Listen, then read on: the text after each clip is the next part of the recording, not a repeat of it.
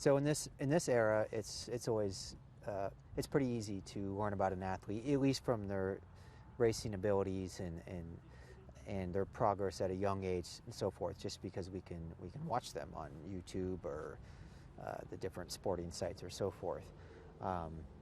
But we've been following Coco for the last couple of years, or at least I have, just really more as a fan.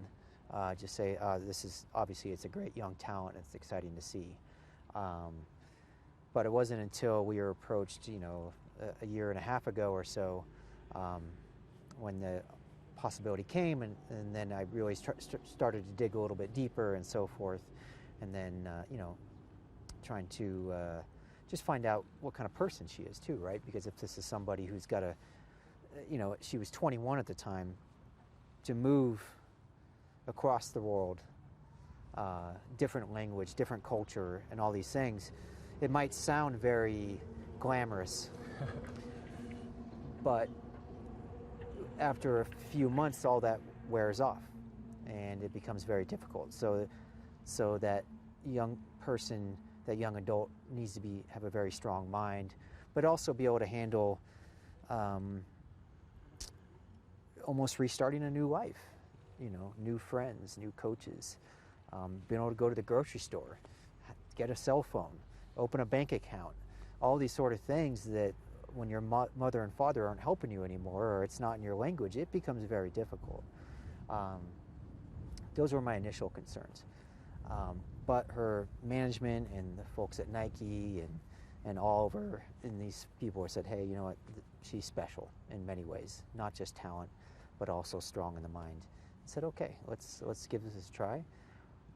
Initially she was just running for Nike, and that wasn't because we didn't want her on the Oregon project. It was for Coco's protection, because we understood that, hey, after 6 months, Coco might love me as a coach.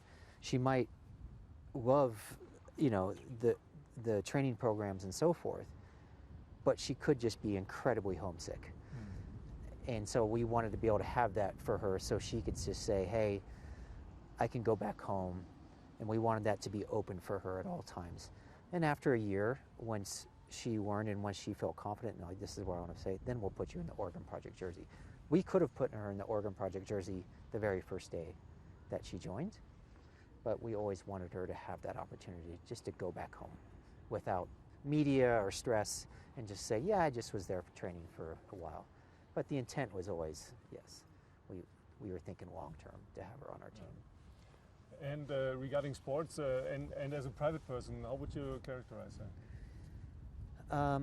As a private person, it's, as any track fan, and I am a track fan, an athletics fan, it's that sort of, wow, this is very impressive. Here's an athlete who's got tremendous biomechanics, just this huge aerobic engine, a very fearless attitude. I mean, to be 21 and 22 years old and not be afraid to run with Dababa and Safan Hassan and Laura Mir and these great athletes who have been on the circuit for some time now. That's very rare to see. So it's impressive, I guess. I see it the same way as anybody else does. When she goes to German championships and runs 14:26 all by herself, as you guys are sitting in the commentary booth, almost probably jaws open, just as I am as I'm watching it. This is incredible. We don't see these things very often. Even though I can see her training is going incredibly well, it's not until the starter's gun goes off that you see these people compete. It's quite spectacular. Yeah. And if you see her having a history in training, of course, and looking into perspectives, so what would it be to work on in a longer term? Coco needs to get stronger, both physically and from an endurance standpoint as well. When she gets stronger, and that's a lot of work in the gym and so forth, she will be able to have that last bit of power at the end of a race that she's going to need to be truly somebody who can maybe run for the gold medals and so forth. I think right now she's made tremendous progress, and I think everybody can see it, that she has a potential for a medal, maybe, in Doha. But certainly I think we can all be very optimistic and hopeful about maybe Tokyo, but even more so, I'm looking towards Paris of 2024. She'll be 27 years old still. Still young. Yeah, but that's the things that I see that she needs to work on, is that power and strength.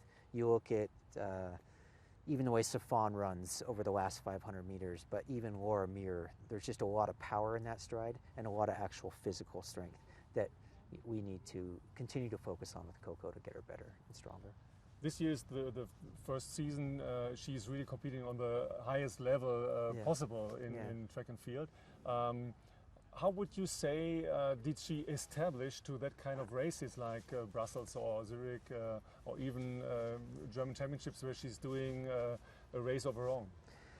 You know, the way I coach is I coach instead of looking at things of, okay, well, let's just not think about the future, let's just try to progress from yesterday.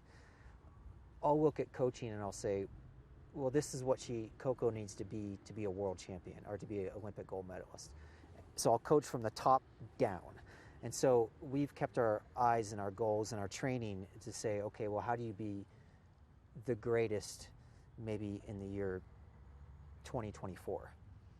And so with that in mind, the training trajectory and the workouts that she had to do automatically had to shift to a higher grade, right? Because of where we're trying to get to right away. I think that that's being stimulated by that right away. We could see some of the stuff that she was doing in training. I could see when she was doing 5 times 1600 meter repeats or 10 times 800 or even her threshold runs, that I'd walk off the track and I'd be writing it in her training journal and be thinking, I've seen workouts like this before, Sifon Hassan, you know, or so forth. The best in the world. Yeah. So, and then it's just translating that to Coco and say, you know, and she'll be before a race, you know, even 2 months ago, I said, Coco, you're ready to run under 14:30, and she's no. I'm like, Coco, it's math. It's mathematics. You're doing this stuff on the track today on a Tuesday morning at Nike. I'm telling you, this is what you're capable of running. But these times sometimes are so fast that it's her headspace hasn't caught up to her physical ability in some things where she almost cannot believe it. You know, she'll do these workouts and I'll say, yeah, you're ready to run these very, you know, even before she ran 8:20 for 3K, a week before I said, you know, I think you're ready to go 8:25 somewhere. No, no, that can't be. Well, Coco, I'm not trying to make you feel good. I'm just telling you based on workouts. You know, if you're asking me and I'm telling you, and that has proven to be true. Now she's starting to see it and know it, and she certainly is unfearful of, you know, you see her race Obaba and Dibaba and even Safon and Laura Muir and all these incredible athletes, and she gets on that line when she walks in the stadium. It's not how close can I be, it's how do I beat them. What was even more impressive for me was the 5K in Brussels, where it was not just running on a higher level, but boxing or freestyle or whatever they did to her, almost doing the whole race. Yeah. But she caught up to that level and didn't let them push her around. How would you? Well, and that's something we work on with. I think there's I like to believe that whether it's Sifon or Donovan Brazier or even when Mo Farah was on the team and Matthew Centrowitz, is that when you're part of the Oregon Project, it's not just the physical, it's about racing smart as well. And Coco, as we know, as a youngster, get out to the front and go. Well, if she just wants to get out in front and go, Dibaba and Obiri and Yegon and all these fantastic, they'll say, thank you very much, we will get right behind you, okay? You cannot run this way on the world level. You may be able to do this at German championships, but you cannot run this way. So we knew with Coco, it's like, Coco, maybe before people would say you don't have a fast enough kick, but we can get you there. But we're gonna have to make small steps, okay? one of the first things is learning how to conserve, learning how to wait for your opportunity. Let other people be up front and push it. You must have confidence because you will be strong enough that you will be able to kick with the best in the world, but not out front. Okay, so it was teaching her this in small little pieces, small little races in the wintertime and so forth, but also sitting her down right before she goes out to the stadium and actually giving Coco a very concrete plan. This is exactly what I want you to do today, Coco. Now, I don't want my athletes to be robots. Okay, they need to be able to make decisions quickly because things can change. But at least Coco knows where she needs to be in a position for success. And so she doesn't have questions in her mind about, am I in the right spot? Am I not in the right spot? She knows where she needs to be. And then you don't have to worry about what the pace is. Worry about the position. Seems quite simple, yes? Yeah. In the US, it's totally different when you're successful than it is in Germany. You heard about it, obviously, because there's a lot of critics. Each and every race of Coco is with this, oh yeah, it's an Oregon project, nobody knows about it. So what would you think is a sort of way to deal with it for Coco? And what gives her the understanding what the Oregon project is for her? Certainly the most successful teams always have their critics. So that comes with the territory. That's a term we have in America is, hey, you win, people are going to criticize, or they're going to have doubts and so forth. And I understand that. We live in an environment where that exists, where there are people cheating and there are, but across all sports and so forth. And anytime now there's great success, there's always that piece of you. Even as a coach, it's even sometimes I find it hard too when I see these great performances and you sometimes be like, is that real or is that not real?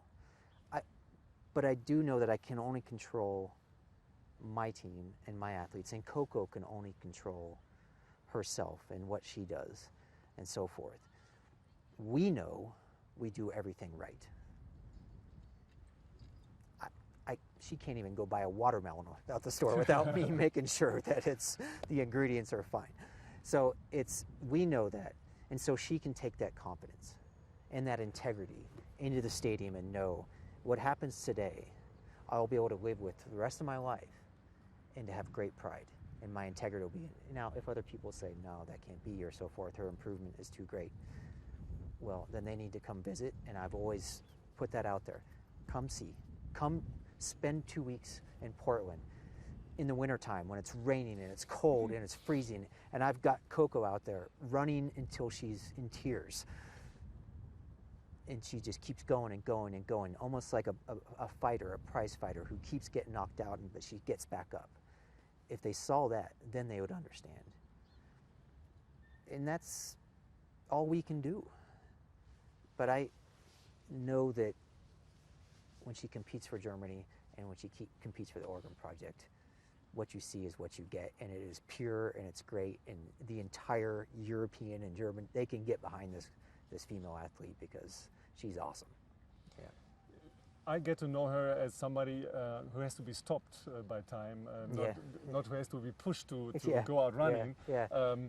So becoming a professional athlete is not about smart training only. It's about traveling. It's about being in 3 different time zones in very few weeks. So how did she get to this change in her life?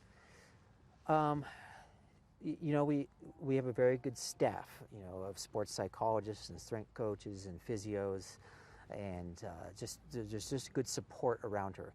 But she also is surrounded by other champions. Donovan Brazier, Galen Rupp, Jordan Assay, Sifan Hassan. So she can see this lifestyle of a champion and how you can just roll with it, and it's okay. Travel, there's always problems and so forth, but you know what? She being later than the airport. Missing her bus for the Brussels Diamond League and so forth. Yes, it drives me crazy, but we have words about it afterwards, and I'm not easy on Coco by any means. If there's things that she needs to fix, I tell her, and I tell her directly, and maybe it's not in the most nicest way, but she knows that I do it out of love, and because I know that she can be better. Okay. But in that regard, one thing you mentioned about, it's almost how do we slow Coco down, because she wants everything right now, and that's with her training and her life and so forth. That's one of my biggest challenges as a coach is for her is, hey Coco, it's okay to recover. It's okay to take easy days. You've got a long career ahead of you. Even going into Doha, to say, you know what, let's go there, and of course we're going to compete, and of course we're going to do everything we can to try to medal. But let's just slow down a little bit. Let's embrace what we're doing here. Let's enjoy it, because you've got 10, 12, maybe 15 more years of a competitive running here. So let's just slow down. Let's take our easy days easy. Let's enjoy this whole process. Let's enjoy traveling around the world. Let's enjoy each one of these opportunities, competing in these big diamond leagues and so forth, and not get stressed out and not worry about these things. Because if you do things right and you take care of your body and you always just stay with the process and slow things down, she could be running past the Olympic Games in 2028, or maybe even beyond, if she continues to enjoy it and so forth. So for me, it's always, hey, Coco, let's slow down. Let's slow down life. Let's slow down everything. We can even slow down the training on the recovery in these sims. Now, when it's time to go hard, we go hard. But we don't have to do it every day. Looking into the World Championships, not time-wise, but what's the key aspect for her to be successful there and to put this as a milestone for her career? Well, I don't even know if it has to be it's not a milestone, but a stepping stone, okay? It just needs, are we making progress at a world championship level? I think we've seen progress at the Diamond League level and so forth. And certainly she's run some faster times and broke some national records. But now, have we made progress since Rio or the London World Championships? Are we going to be able to see some definitive progress there? A lot of that, the first check of the box is, let's make the final. Let's not try to, again, let's slow things down. Let's not think about the final. Let's get through the semifinal first, all right? Granted, if that happens and she continues to run well, I just want to see Coco be competitive on the world stage. Put herself in a position for success that whether she medals in Doha or not, she's going to Tokyo all the wiser and knows what she needs to work on so that she can medal in Tokyo. And maybe if she can get a medal in Tokyo, maybe she can win gold in Paris, right? So it's just, are we getting some progress based on, remember when I talked about coaching from the top down? The top for Coco is a gold medal, okay? But she's 22 years old, almost just still a kid, right? We all need to, the people that look after her, need to temper our expectations a little bit and say, hey, she's walking into a massive stadium with a lot of global eyes and TVs and everything. Let's give her time to grow. And she can be very successful in Doha. If she's there at the bell and she's fighting for a medal, it's a good day for me. Outcome, I don't care about. I just want to see her putting herself in a position for success and try to beat as many women as she can. If she finishes 5th, but she runs her very best race, I'm extremely pleased. Maybe it's 2nd, maybe it's 3rd, maybe it's 20th, who knows? But she will be there just to compete and give her best.